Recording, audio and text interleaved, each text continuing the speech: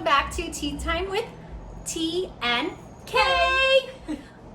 Today's chapter 10, we're going to be talking about self-love. And this is Kristen Brownell. Welcome to Tea Time with T. Thank you for having me. Of course. So in today's chapter, she's going to share her story and her discovery of self-love after going through a breakup and being single at 30. Yep. So, yeah. Super fun age. Never thought I'd be 30 and single, so it's been quite a process. Let me just say, I mean, I know you know me. Tiara's known me for most of my 20s, right? You've seen me kind of through that like early 20s phase of just dating and not having any luck, and then obviously through this relationship that I was in for a little over 3 years. It's just kind of like taken a toll in the last year or so. Basically, we'll kind of get into that, but right now I really want to focus on like just the aftermath of it, the process of healing and all of that. But I will start by saying about 3 years ago, I did meet a person on a dating app, which, no surprise, that's where we all tend to meet people nowadays. And right away, it was just so easy, like so effortless. I thought, okay, this has to be it. This is exactly why I'm meeting this person now. I had the worst luck in my 20s, and here he is, ready to go. Moved in after 6 months, and then 3 years of dating. I mean, you got to meet him right at the beginning. Things seemed really good. For those of you who know me, like you probably saw on social media, life was good up until about this time last year, pretty much. And that's kind of where things really started to just like change and become really different. So I don't know how much you want me to get into like. That's pretty good, but for now, let's take a cheers real quick. Oh my goodness. We got so excited. Oh my God, here's my story. Cheers. And this is not tea. What are we drinking today? Moscato. Moscato from Trader Joe's. Trader Joe's. Moscato de Asti. Pretty delicious. So if you guys drink Trader or get anything from Trader Joe's, I wonder if you've tried it, but she swears by it. It's the best. $7 bottle. Perfect wine. Yeah, it's delicious. Okay, I was so ready to go. I was like, here's my story. No, that's and great. And then I watch all your chapters, so if you're like getting to watch you really open up, like that's so inspiring and like motivating. And when you would, ask like if anyone wants to come on, like I instantly was like, how therapeutic will this be for me just to like get my story out there, because especially people who maybe don't know me and aren't super close don't know what I've been going through, especially in this last year of like figuring myself out. I mean, it was definitely a painful experience, but at this point, And I think that's great too, and this is why when Kristen reached out to me, I was like, no, I really want her a part of this, my chapters, because people don't talk about breakups, right? We don't talk about the recovery from a breakup. Yeah, you might see the hate or the hurt or the pain from it, but you don't talk about what happens after the person has healed and recovered and they start getting that self-love back again. So that's why I really wanted her to come in touch with you guys and open up with all of you to talk about that. So if you are going through a breakup or a divorce or, with a friendship or a significant other, you do know that there is life after love. So it's a process. You definitely, it's rough, but once you get to that good place, like you realize how much it was all worth it in the end. Like, and someone told me actually the other day, and it really is like stuck with me since, is that looking back now, just know you'll never feel that pain again. Like, you've gotten through that, you'll never feel that bad. And for me, like that's been really helping me, especially in this last week of coming up on almost that year mark and that anniversary mark. Like that's where things again lately have been starting to get a little more, I'm getting a little lower than what I would have been feeling the last few months. So hearing that was really helpful. But yeah, I guess to start off, what I tried to get into already was, I met this guy on a dating app, and things were really, really easy for 3 years. I thought this was going to be the person I was going to marry and have a family with. We lived together, we talked about marriage, we talked about kids, we got a dog, like everything from an outsider's perspective just seemed perfect. And I was happy for almost 3 years. I thought this was it. And up until the last 4 months, there was lots of things now that I can look back on and say, that was a red flag, or that's where it started. you know, you think you know someone for 3 years and you have these little things that just pop up of people, you know, girls messaging him. And I'm not a jealous person whatsoever. I'm very trustworthy. But, you know, when it's consistently all these other girls constantly messaging, and then there's little lies you catch them in and just things like that, you start to realize, oh, maybe I should be concerned about who I'm dating and who this person, actually is. Also, you know, his family up and decided just one day I wasn't good enough. You know, I worked at Disney for most of my life. I now teach dance full time at 3 different studios. I am going to school online to get my teaching credential, but I realize now I'm 30, like back then that wasn't normal. You had a career by the time you were in your 20s, or at least had, you know, a real job in their eyes. And for me, you know, Disney wasn't a real job, and teaching dance, and you know, that's hard to hear from people. You know, you want their respect, you want them to love you and accept you into their family. And so hearing that was really challenging, and that took a toll too, of like, then he started to doubt me because, oh yeah, you don't have a real job, you know, or so they thought. So that was hard.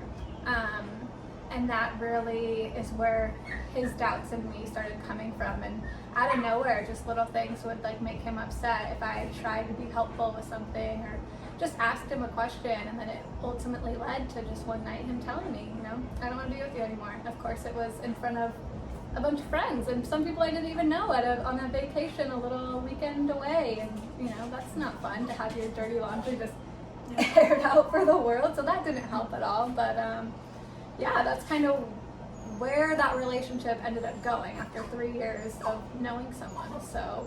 And that must have been super tough. And once again, I apologize. Rainbow is crying. Yeah, she sad for us. So. Rainbow was crying for this mess, so I do apologize. That's what happens when you have 2 pups and one is not mellow. And I tried to give her some anxiety meds, but that didn't help. She just wants to be included. And she feels our pain, and you know. Yeah. So it's all right.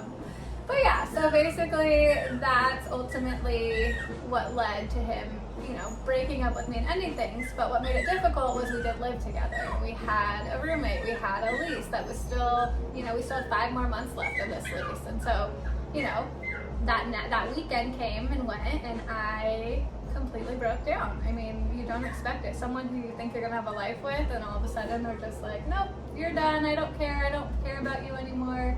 That's it. Like, it really is not a good situation.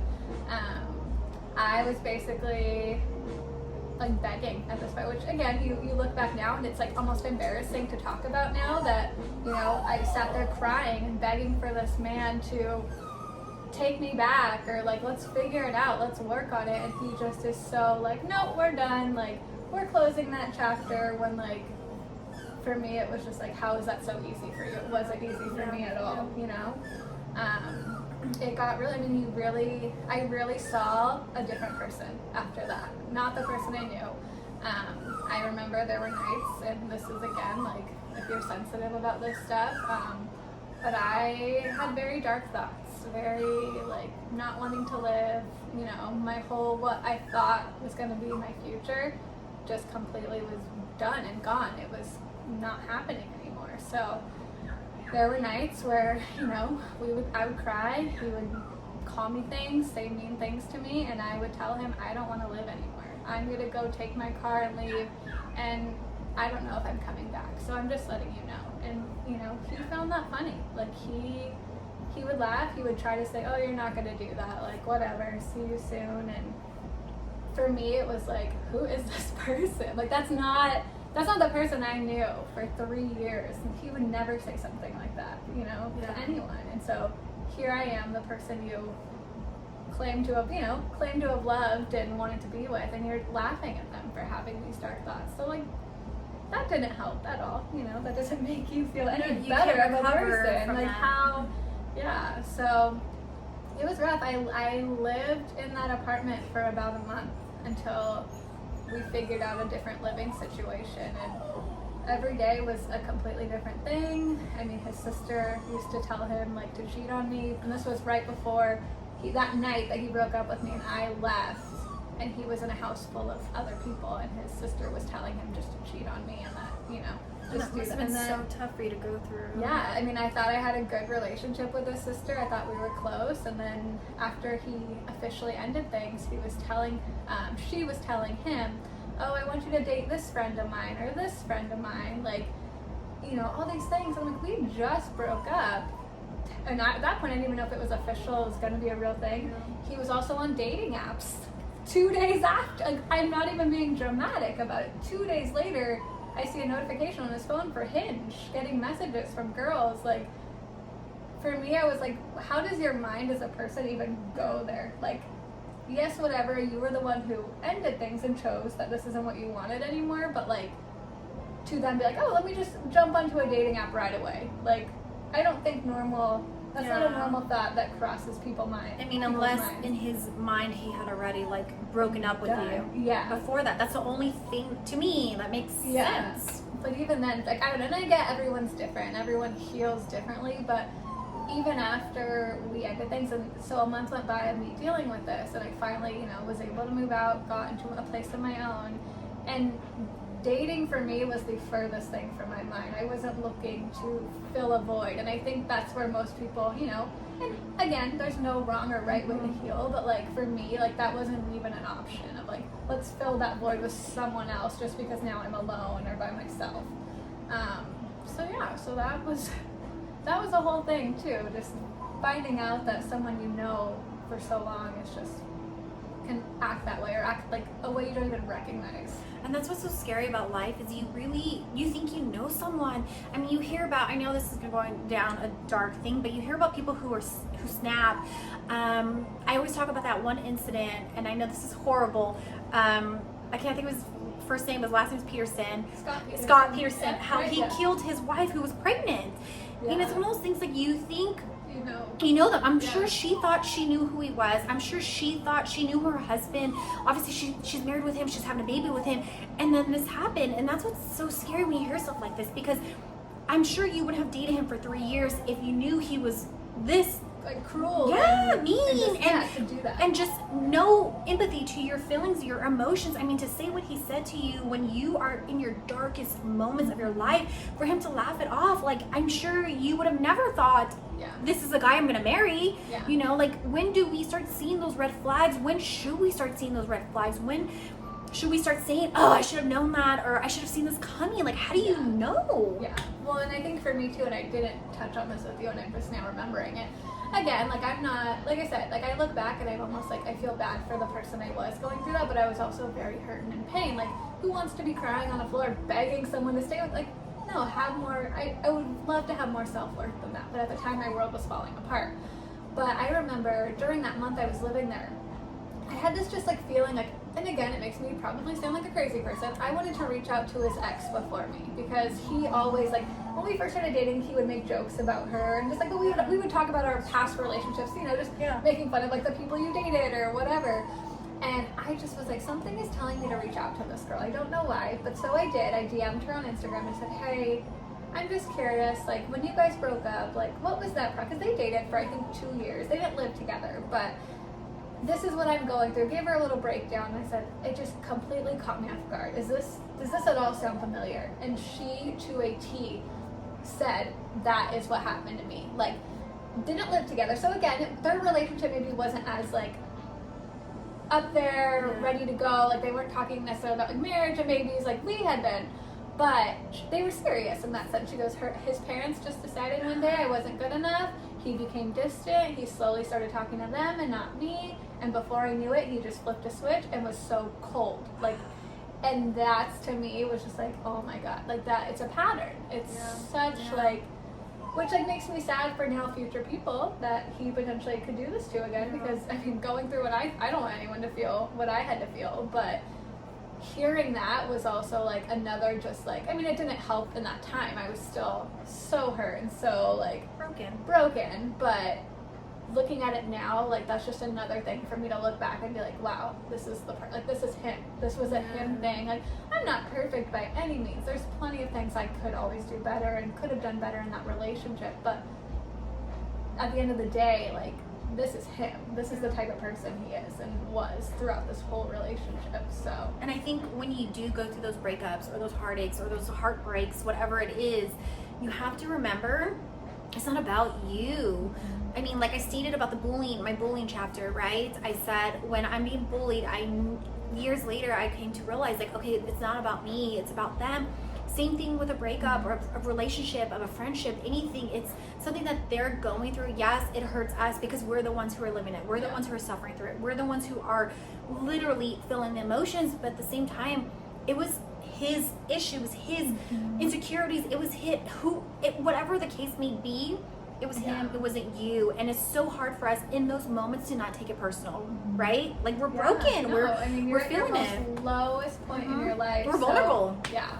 No, and that's how, and like for me, like being that vulnerable, like, because I can't even imagine myself doing something, like being on the floor, or like at one point I would cry to him and he would just ignore me. He would pretend I wasn't in the room, and like, of course that makes him even more upset, because who wants to be treated like they're nothing, or be laughed at when they're telling you, hey, I don't want to live, like I don't want to be here, and you're laughing at that, you know? So it was definitely a rough, and like again from a social media aspect, no one would know that like you're going through that. Like I mean, yes, you know, you can post something. I think I made a post like after a little short time after about him breaking up with me, that like I was no longer with him, because people see your life on social media. They know like, oh, here's Kristen and her happy little relationship and her dog, and you know, so I made it a point. I know you, like, you know, you're the same way, as like you're very open on social media about like just things in your life for the most part, you know, going on. I mean, even just, you know, you're like chapters that you did, like the one that you did with Sean, like things like that, where like people might not know this from the outside. They see this happy image being portrayed, but yet deep down there's so many other, and like just everyone's going through something. And that's what I love that you touched on, that social media, right? I think I wrote a post one time and it said, make sure you're happy in real life just as you are on social media. Because social media is just a snapshot. It's literally a snapshot, and we control it. We control of what people see of us. We control of what gets out there on the internet, right? Not really what's going on. And I think that's the problem of today, is we're not being authentic. We're not. The good part. Yeah, and how many times are you guys reaching out to your friends and family members and really trying to figure out what's going on with them, and digging deeper and trying to build those connections, and not just being like, oh, they're posting all these great photos on social media, they're happy, they're great, but it's like, no, like there has to be something more to them. And I think that's great that you're touching on this, Kristen, because there probably are those couples right now who are posting all these great things. You know, we're in quarantine right now. Things are rocky and a tough subject to talk about. So maybe people don't have the courage to address it, you know, what's really going on. But yeah, I thought that was a really great point. Well, and that's something too, you know, that I figured out real quick, was after I moved into my own place and was still feeling so low, and you know, it wasn't quarantine yet, so I still had to go to work every day. I still had to be around little kids, and they'd bring their moms and their dads and their cute little happy families, and I'm sitting here like literally had to like stop myself from every time I drive and be crying to work. Okay, let me like fix my makeup, make sure I'm looking okay and presentable. And you know, that was rough. And then being just me in a little 1-bedroom apartment with just my dog, and you know, I really at that point didn't have many people checking in on me, which you find out quickly, like who your friends are and how much you matter in that sense. And I'm not saying this to be like, oh, well, like you didn't reach out to me, so like you clearly don't care.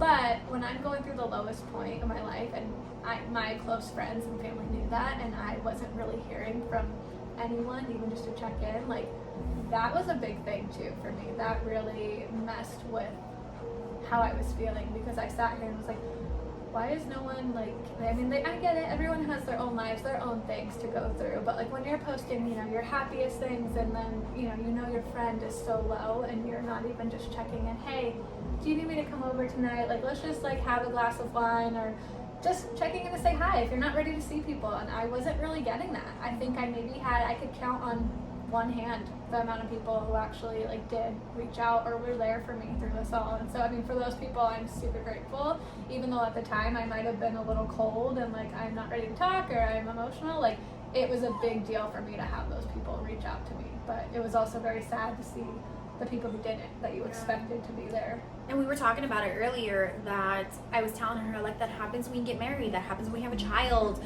you know, a breakup. You really start to realize who your true friends are, or who your true family members who are there and really care about you. You know, like, I was telling her, I lost like 40% of the people from our wedding are no longer in my life after we got married. Why? Because who wants to hang out with a married couple?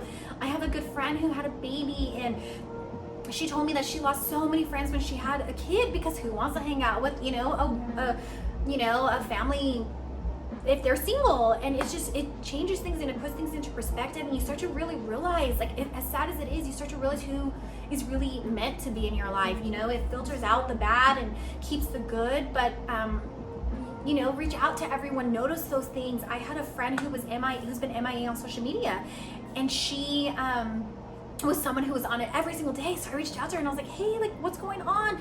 Comes to find out, this poor woman is going through a life-changing, you know, event right now. And I would have never noticed if I wasn't paying attention to the details. You know, pay attention to what people are posting, pay attention if they're active, are they inactive? If they're not active, why aren't they active?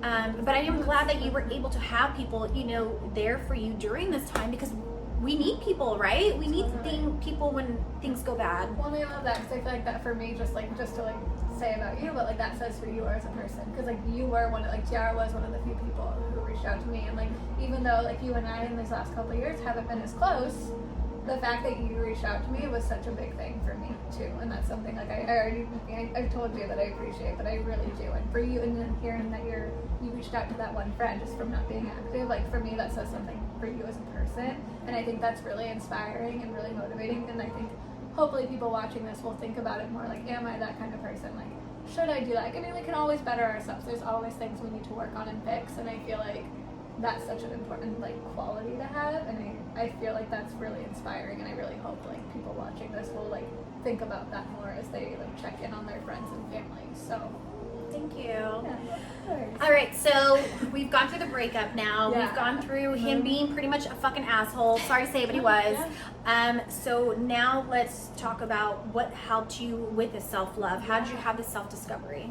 So it took a while, like, and then of course quarantine hit, so like that didn't help either, because you know I was already, you know, trying to adjust to this new living situation of just having me and Stella, who is my dog, that we got together. She's almost 3, but I, like Tiara knows, I treat her, she's my baby. Like I treat her like a person. I treat her probably better than most people, which says something.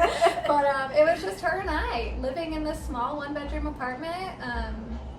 Quarantine happened, and then of course I was stuck even more because I can't do anything. Even if I was ready to maybe a date or just go out, hang out with friends, like we couldn't do that anymore technically. So that was that definitely didn't help.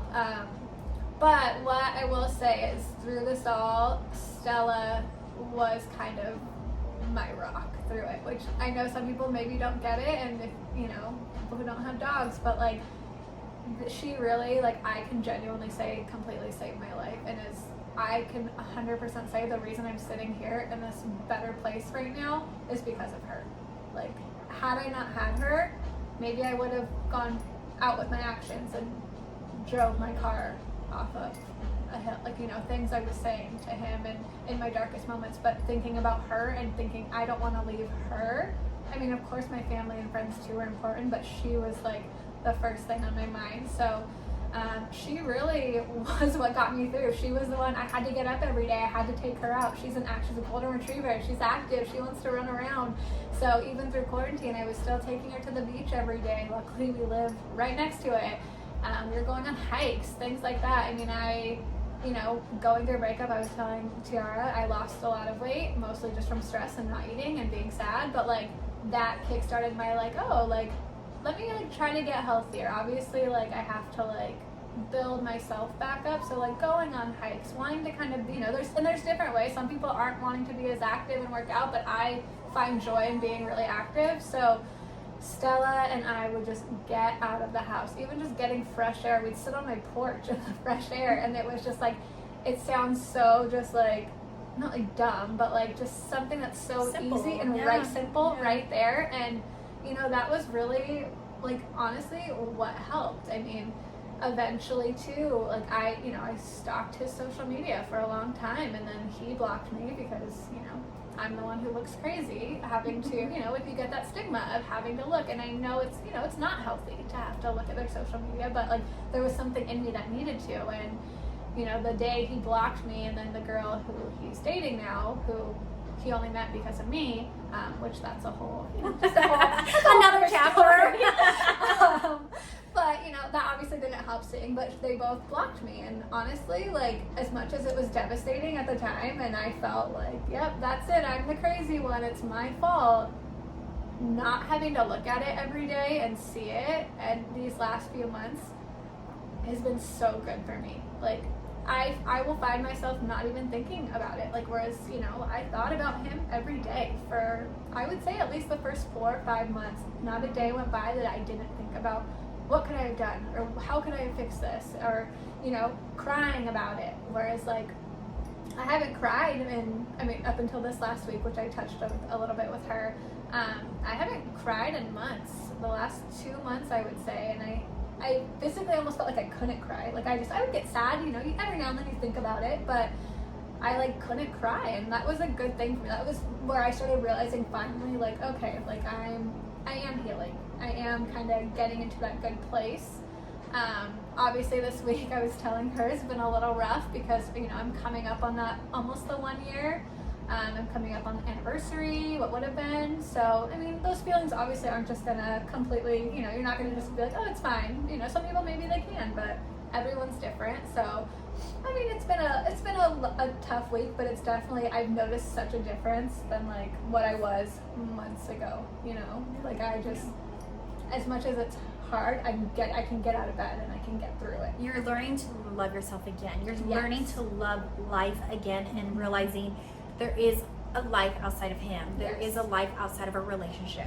And figuring out, you know, the things I want to do now. I mean, like I said at the beginning, I never thought I'd be 30 and single. I mean, you know, it's a scary, 30, first of all, it's just a scary number, which, you know, and I'm sure as you get older, every number, but like, you know, I still feel like I'm young.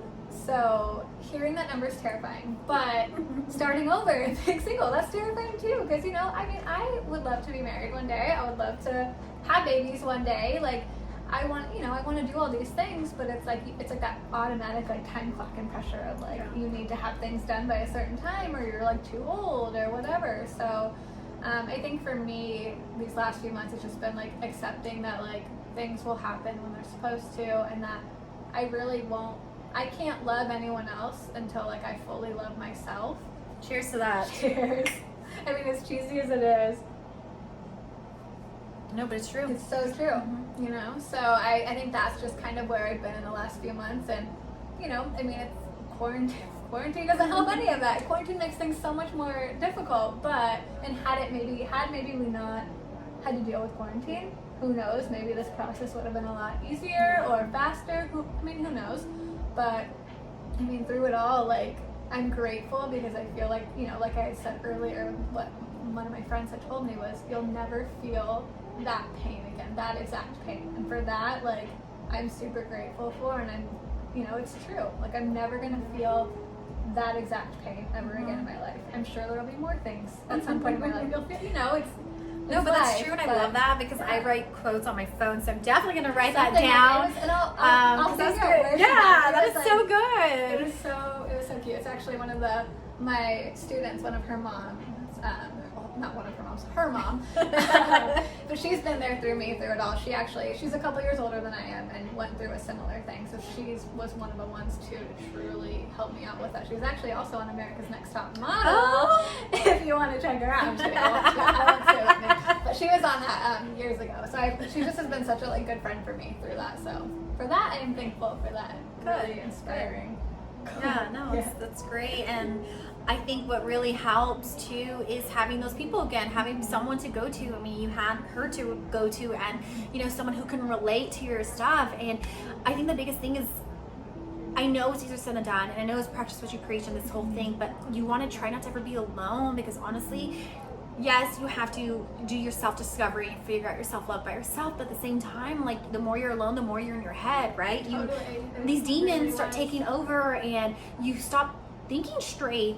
So reaching out to those people, trying to find people that you can talk to who can relate to your situation, is probably one of the best things to recover from something so traumatic like this. Yeah, and even, I mean, it's something as simple as Stella, like having her, if I had not had her and it had just been me, like I don't think I would be where I am right now today. I mean, I think I'd be in an entirely different situation, but yeah, you can't, as much as it hurts, you can't isolate yourself or you can't shut people out. Like even if it's just finding one person or a dog or something where you can put your like energy into, either to take your mind off or to talk about it. But I mean, even coming on today, I was telling you, like, I think, like, for me, even this is, like, gonna be such another, like, right step for me, is, like, talking about it and opening up, because I feel very similar in the sense of, like, I am an open book.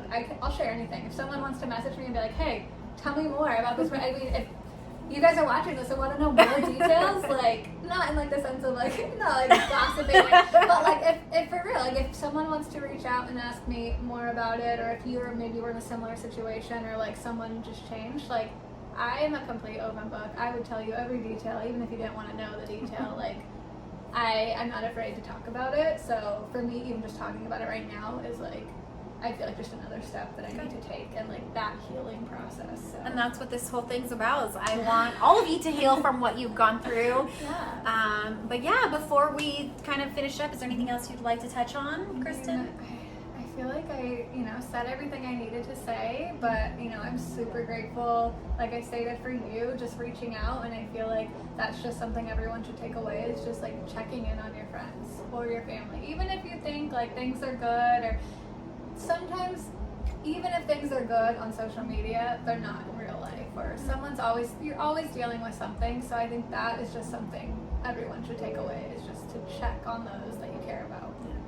And don't take anyone for granted, and like she says, don't assume. So yeah, I mean, you can live 3 years with someone and think, be talking about marriage and babies and, this perfect life, and, sometimes it doesn't work out, and that's okay. Like, what's meant to be is meant to be, and it's taken me a long time to get there, but every day I'm realizing more, like, as much as I wanted that, there must be something better for me, which is also exciting, because if I thought it was so good then, like, you have to almost, like, think about, okay, well, what good is coming for me now? Well, it's like you get I know this is so weird. Reborn, rebirth, re something, right? You're like a new person. It's a new beginning. Yeah, you gotta go through that excitement again. Because I remember, the excitement I felt with that relationship, and I was so happy and things were so easy, and I thought, this is it. So, like, I'm excited for that, when it does happen, and when it is hopefully the and it will happen. Don't give up, you guys. I just spilled my drink. But don't give up. Keep fighting, keep thriving, keep fighting the fight, right? That's what my quote for all of my tea times is: keep fighting the fight. This was a fight that she didn't give up on, and thank God for Stella for keeping my friend alive. And you do what you gotta do, and long story short, adopt a dog. Get you a dog. No offense, but no cats. No, we're not cat people. I mean, get yourself a dog. Keep thriving. Keep fighting. Yeah, Stella tattooed yes, on me. She's got me for life. Yes, I got both girls' paw prints on me too. So that's another thing. Get your baby's tattoos on you. I love it. But I think that's it for chapter 10. We did great on the timing. Yeah, we did really great. Chapter 10, self-love. Thank you guys again for watching Tea Time with T, and cheers.